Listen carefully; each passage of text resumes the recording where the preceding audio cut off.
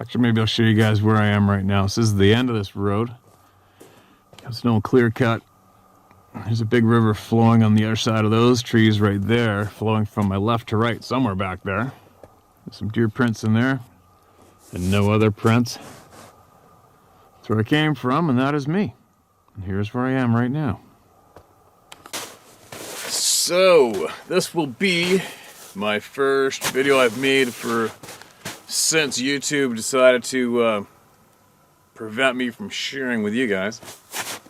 Kind of odd, isn't it? Kind of creepy, right? It's funny, as soon as they do something like that, it just makes you think of back. You can find them. You can find those old movie reels of when the Nazis burnt the books. They burnt the books. They piled the books up and they lit them on fire and they burnt the books to suppress the word of the people and the knowledgeable people. And they burnt the books so the general population couldn't read and find out that knowledge, right? They wanted to change everything. They wanted to change the way people thought. They wanted to change the way people acted. They wanted to control people. It was a really scary time. And it's actually kind of bizarre. One of the scary things about that is the DNA is still alive and thriving amongst human beings from that time period. It's not like we're reading about it in petroglyphs way back. People are still alive today that were alive during those times. So what says that those times can't happen again? Because we're way more civilized now, right? Yeah, right. You know, in a perfect world, the people who try to control and suppress the people today, in a perfect world, they will pay eventually, right? I can only imagine what the security must be. I wonder what they budget for security, these people who suppress your voice, the people who prevent you from obtaining true, honest knowledge. I honestly wonder what the security must be like. Must be substantial, right? Imagine what the security must be for the owners of Google, the owners of Twitter, the owners of the owners of everything. The big tech is definitely attacking the world. It's definitely some type of a war is going on, whether you care to admit it or not. There is a war going on right now. It's just not with conventional, normal weapons, right? It's pretty creepy. It's pretty frustrating. I know what I would do if I could get my hands on the dark, evil bastards. It wouldn't be too pretty, I'll guarantee you that much. One day, hopefully I'm alive to witness it. Maybe hopefully I'm alive to take part in it. But the bad people need to pay. The good people need to come together and get strong. Quit being scared. Quit being scared to fight and stand up for what's right. The only people that convince us that violence is wrong is the people that inflict violence in other countries and people today, right? Because they don't want it happening to them. Anyway, getting on with it. We got some voices we got to get heard. Nothing's going to stop that ever. I'm thinking about possibly launching my own app, again, with all of this information on it and more. The only things that the questions I need answered to make sure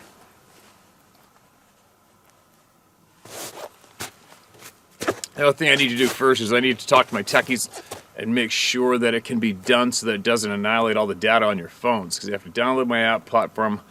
I have a handful of hunting and angling apps out right now, but I know the video content takes up a pile of space on that app when you download it. The audio content is substantially less, so I'd have to figure out how to plan it out. I'd have to put like a chapter with all audio, possibly a chapter only have videos where the backgrounds are absolutely epic or something like that. Maybe have another chapter for videos that people sent in, maybe. Have a photo album on it. I already have all those features built into my platform, and I've had that done for a handful of years now. So I'm going to look into that, because I'm a very independent person, and I'll admit it right now, I like to fight back with everything I got. And when my hands are tied by a cowardice foe, who I don't even know what they look like, but they directly affect me and try to control me, I really have a tough time with it. And I need to fight back. But anyway, I can possibly... I'll see. I'm going to talk to my techies, see how I can do it so that it doesn't annihilate the data on your phones. Maybe we can cap it, have a cap, like a 50 video cap on it.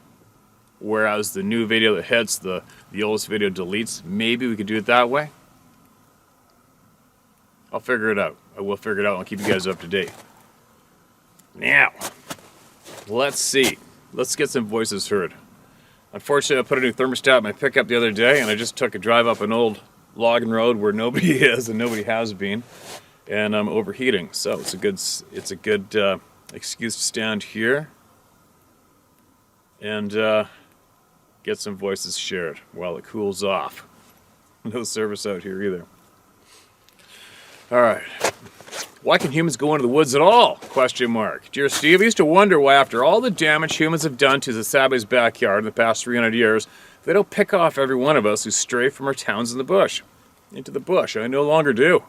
I believe this Earth is only one of many dimensions Sabi has access to. What we're doing to the planet Earth is more of a cause for sadness than anger. When the Earth becomes unlivable, they'll simply stop coming for chow. What will humans do? Sincerely, Joseph Lester. Interesting, Joseph. You know, it's funny with people hating on people for what we're doing to the planet. I mean, obviously, we are definitely gobbling up all of the items we need to survive. But in the reality, in the big picture, we're going to come and go. So the Earth, the planet's going to be fine. In the end, it's us that aren't going to be fine. We are making the planet uninhabitable for ourselves. That's the only thing that's happened. It's just humans. It's not the planet. The planet's going to be fine. Species are going to come and go. They always have before we got here. And you know what? Let's face it. If they could travel between dimensions, well, no big deal. They just come here for a little pit stop, have a look around, scare some people, chow on some deer, some fruits, some vegetables, and leave to the other dimension, right? Just like we would. It's kind of like going to Vegas. We all go there. We can't stand it for more than 3 days, then we leave. Shake our head and go home. Whatever. I guess, maybe. Moving along. Ongoing encounters and fight. Shortened down. Shortened again, 12 to 23, because people need to hear this. Excuse me. Okay, that was a different title. To Mike in Ohio, whose nephew shot one while turkey shot, get in touch with me and I will help you get back into hunting. I only want to help.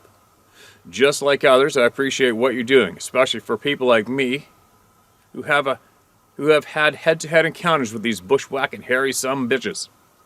Encounters I still can't believe have happened, and I wish they hadn't because they've changed my life forever. I've been holding off on sending you this update because there are so many others who need help, and I try to help the ones I can. But just like Scott, the list keeps getting bigger and bigger. When I first contacted you with my encounters on my property, you sent me to Scott. But we were already on the same page, and I guess I got it right, and it was Scott's research and knowledge that helped me tremendously. When other good people ask for help, I don't ask for anything, and I won't accept a nickel, not even for gas. I'm so upset they've stopped doing what they love outdoors, or they're in fear for their children. I know how both these feel. I don't care if I spend hundreds of dollars on gas and hotel, they've got enough on their plates, and I just want to help. For the scumbags who try to profit from that, well, I will spend the same amount of time and money to track them down and insert a Louisville slugger so far up their ass that when they cough, it'll sound like a home run. I've had half a dozen close-up encounters, and they were all different in many aspects. Now, I know you share people's encounter/stories as you receive them, and your level of restraint is amazing and commendable, giving everyone the same equal voice, which is totally awesome. It is also frustrating when I hear stories from folks who talk as if they're completely certain that they know all there is to know about this subject. People who go on about, just talk to them as if it's a friend when walking into the woods, or, we come in peace, and yada, yada, yada. I'm not trying to discredit or make fun of everyone, especially in the Club of No Return. I'm trying to relay a message of responsibility. Your encounters are just that, your encounters. We all come away with a knowing, or a packet of knowledge afforded to us by the encounter. But don't tell anyone to do a specific thing like project a feeling of friendship or love. You could get them killed. So knock that shit off. And for the folks who pay BFRO to go out, pound on trees, and do that stupid whooping crap, knock that shit off too. We here are all in the know. Just know that this type of behavior makes you and the rest of us look like a bunch of morons to the hairy sumbitches. If y'all don't like hairy sumbitches, okay, those big hairy rat bastards. You're killing me, man. I love the folks in this crazy family of ours that was started by your grandfather, a true hero, and your hunting stories. We've all created this roundtable of knowledge, and we all want to help each other, especially new members. So please, if you have a story about feelings or structures or just want your story read, please hold off and let the people who are traumatized have the stage. If we don't, then it'll be sometime in August of 2191 before Steve gets them all read. Thank you. From my encounters, I've seen a few traits that appear to be the same each time. To me, they have zero respect for us, and they do not want to be friends. They're indeed what the DNA shows them to be. They're angelic and interdimensional beings. Human female and unknown male, which is where the Bible comes in. From balls of light to the predator-type camo, the same hairy sumbitches. Outside of the DNA, these are my opinions, but the fact that I successfully keep them off my property and other people's property says something. Not to mention keeping 3 of them off my butt while they were charging, all by speaking the name of Jesus, definitely lends credibility to this. However, I will never tell anyone how to deal with one because each encounter is usually different, because they're different. My nightmare started in 1883 with a group of friends that lived on the outskirts of Columbiana, Ohio. We'd all sleep out on our porches and wait for the 1 a.m. train to pass so we didn't wake parents while sneaking out. While we were standing under a massive pine tree, something big screamed at us, and it was the scream. Take the most terrifying scream of a 50-foot tall woman, and then get rid of the beginning, the rise, and trailing off parts of the scream to where it's just the loudest part, and then make that one part last for 10 seconds. We were stunned, to say the least, and we started to open our mouths. And when we started to open our mouths, it happened again. It was directly behind us, behind a 6-foot solid fence that we couldn't see through, with too much brush to climb either side, and it was 4 houses long across our backyards. It was a weird spot, 4 houses in a row, on a road that was mostly large farms, but it was the only real wooded section of the road, and there was a creek on the side we were near. Clearly, this hairy sumbitch was trying to get across the road when we showed up. We decided to investigate, and we got to the spot. We were greeted by a 10-foot shadow figure with red eyes. We then turned and ran, shattering all Olympic sprinting records. The next day we got together and tried to figure out if we really saw what we really saw, and because no one had a good answer, we decided to do the only thing a group of 15 to 16-year-old boys would do: camp out on the creek just a few yards from where we saw it. The first night was a typical tents and beer night, and when we woke, everything that wasn't in a tent was shredded. Everything. So we did the only sane thing we could. We decided to stay another night. That night we had a large thunderstorm, and because we didn't have any waterproof tents, all 5 of us ended up in the same tent. I think he was waiting for that because first we thought tornado, then we were all pinned into one corner while he basically swung and threw us. What? We scrambled out and ran to the closest person's house, but we still didn't know what it was. Bigfoot's name and fame was not known to us. Not in a way an Ohio hairy sumbitch was possible. There was just one in California, right? Later that day I found perfect human footprints, at least 2 different sizes. So I did what you expect. Got my hunting dog, my rifle, and followed them alone. Thankfully I lost them about a mile in. They decided to get on the railroad tracks and gravel. I thought it was over until an Ohio State trooper pulled into our driveway. He heard about our encounter from a farmer, and then heard about my tracking from my buddies, but it didn't matter. In the end, and after many dead cows, horses, chickens, dogs, and goats, the story in paper read, "Band of satanic cultists kill farm animals." Fast forward to 2018 deer season, about 36 years later, and I've been dealing with this encounter for almost 2 years before I wrote this as much needed therapy. For the first few months, it was just nightmares. Thank God it happened on the last day of the season. And to be clear, I didn't want anything from anybody except not to be laughed at, especially from family members. I'm writing this for my own therapy, for the Club of No Return. And now, because more Ohioans are coming forward, many of them near me. Seriously, there are more sightings in Ohio than any other area outside of northwestern America. It's nuts. The CNT, Club of No Return, should watch the Minerva Monster on Prime. It's 4 miles from my home, which is in Minerva, Ohio. It's a great documentary, as it's one of the very first, if not the first, and it was told by those involved.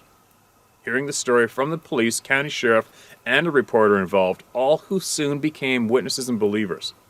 It's also funny because 5 friends/brothers decided to try and tackle one. Try being the key word. Okay, back to the last day of 2017.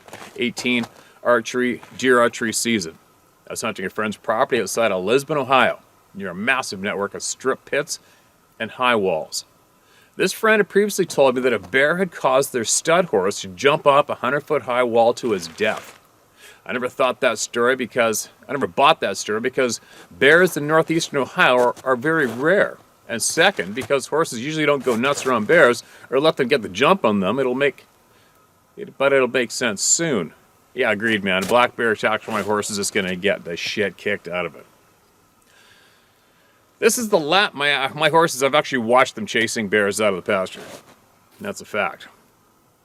This was the last day of the season, so I decided to set up right off the main deer trail. There are a few pines with a small pine patch to my back that I could not shoot towards because of a house down the hill.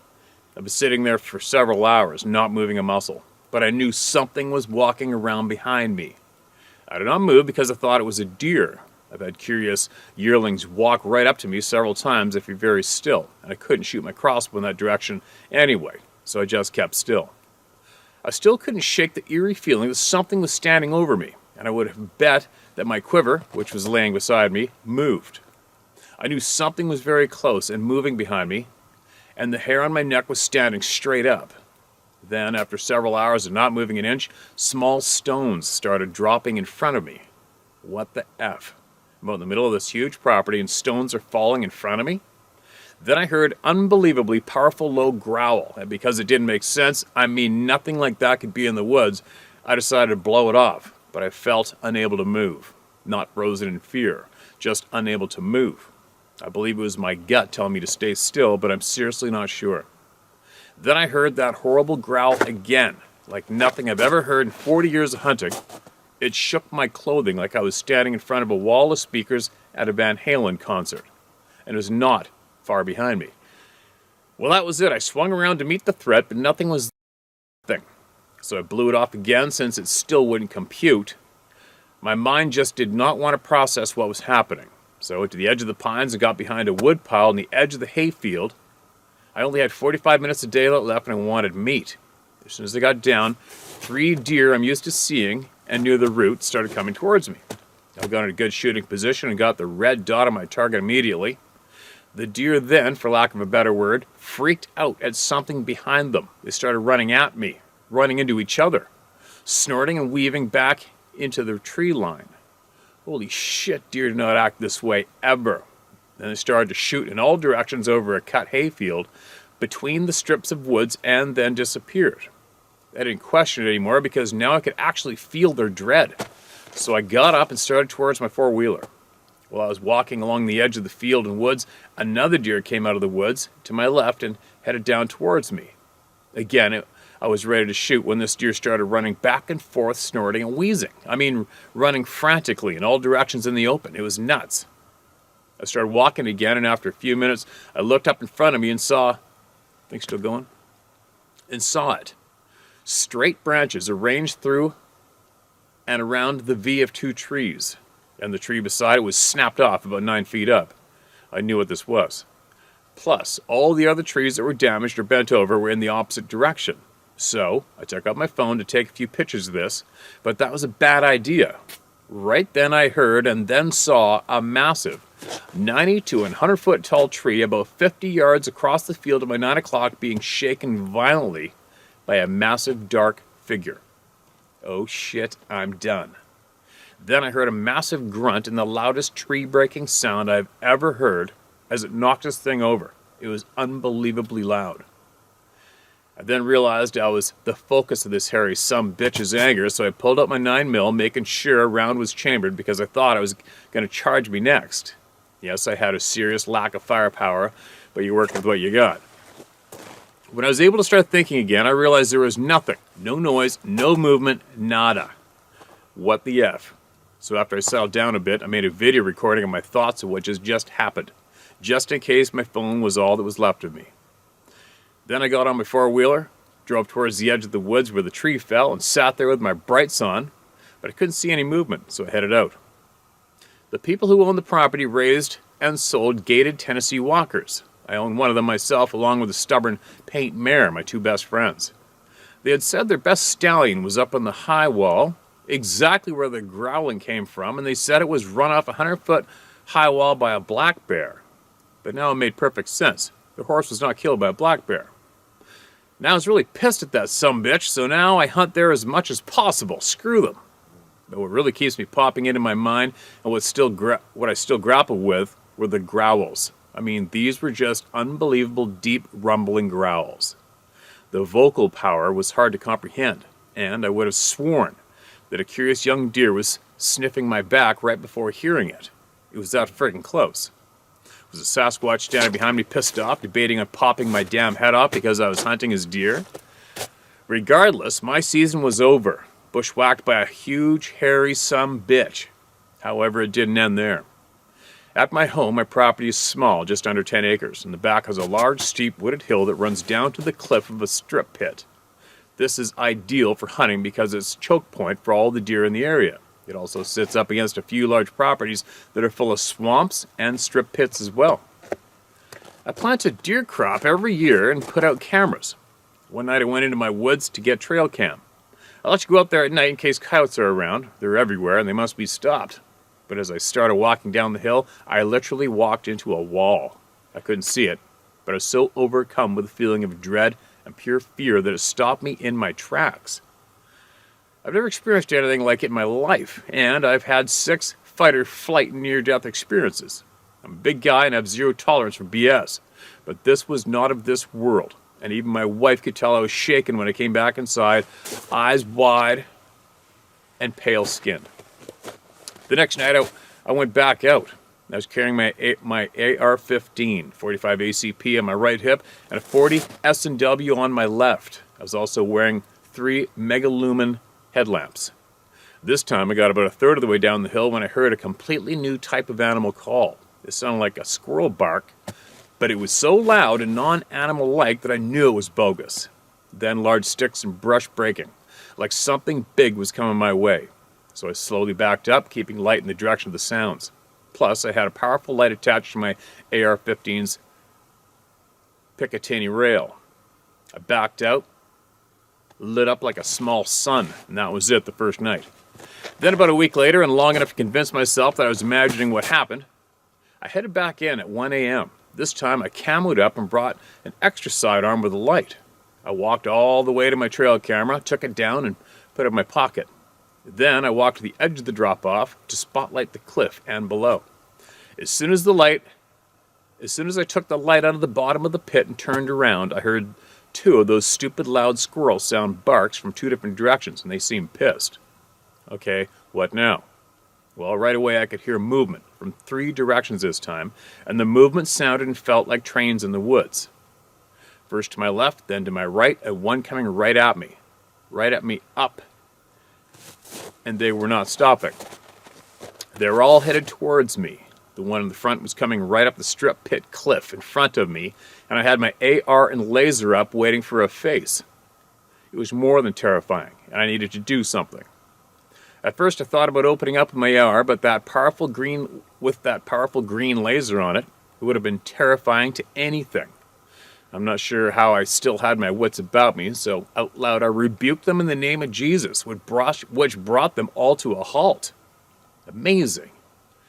I mean, right on cue, as if they all dropped dead.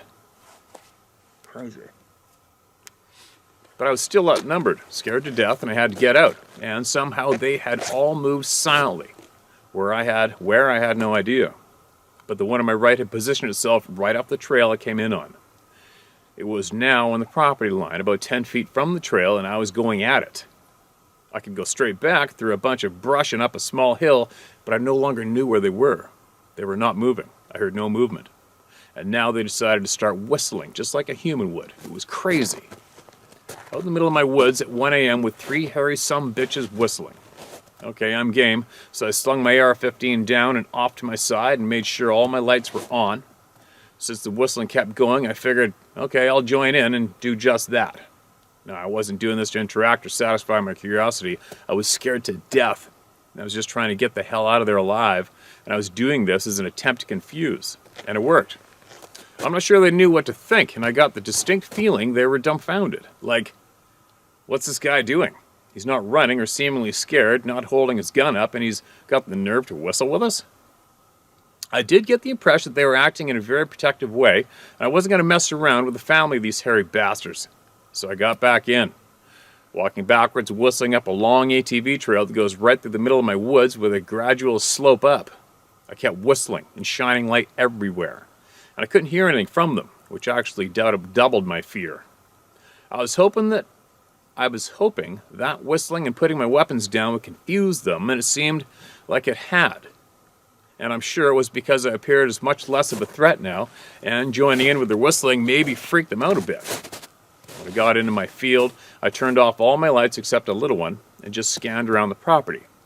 There were 2 huge sets of eyes giving off white eye shine at the end of my deer plot field. I did not see them because of my light, and they were moving back and forth and blinking a lot. They were huge white eyes, and were really bright, and it was amazing to see them due to this because no light was shining towards them. Then a third set showed up, and I think I found their reason for pitching such a fit. The first 2 sets were easily 9 feet high, but the third set was several feet shorter. A whole family, perhaps? They just stood there staring at me, and they weren't taking their eyes off me as I stood there staring at them for at least 10 minutes. Then I just turned around and walked to my house. I turned around about halfway, and they were gone.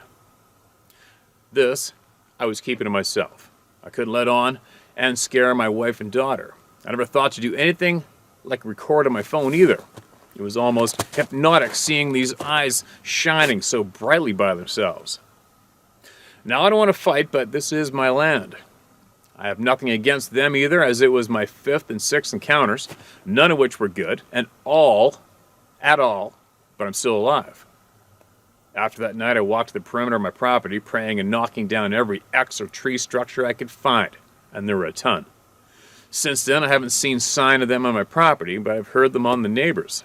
Sometimes they'll watch me and chatter from the neighbors. I don't care. I just give them the finger. I think there are several different family units that come through this area at the end of deer season, and they usually are gone by May. I keep tabs, though. If a different group comes up to watch my daughter and her friend, which they've done in the past, it would be on. A fight would probably ensue with the massed expenditure of ammunition.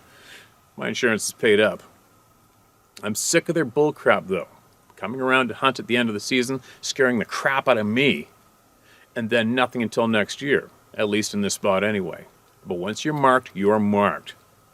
I no sooner get over the one encounter than boom, here we go again. Anyway, I've had several more encounters, but this story has gone on long enough. I guess in a way they've helped me be able to help others. My property's been like a testing ground, and when people call or email me, I'm usually able to help them. I'm grateful you started this group, Steve. It is the best source of knowledge to date, and the people here are just awesome. Take care, brother. John Olenek. Oh, I did book a hunt with you years ago, but after the plane landed, you came out to meet us and said we weren't allowed to touch ourselves in the cabin. So I went home and laughed my ass off. That's a good one. Oh my God. Then you put a quote at the bottom. Courage is being scared to death, but saddling up anyway. John Wayne. All that is necessary for the triumph of evil is that good men do nothing. Oh my God, is that true? John, I thoroughly enjoyed that. Not that I'm looking for enjoyment myself, but can I even stay on the screen on that thing? I can't even see it from all the glare around here. Not that that matters. I'm actually, I'm way up a logging road. North of home. I've wrapped around a big area where there is a pile of sightings of these damn things.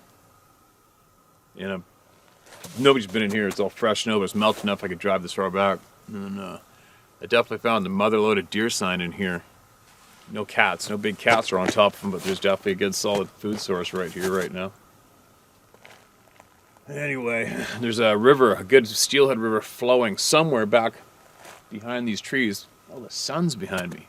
Anyway, it's going that way. I don't think I'm going to hike in there right now, though. Got to concentrate on getting this truck out of here.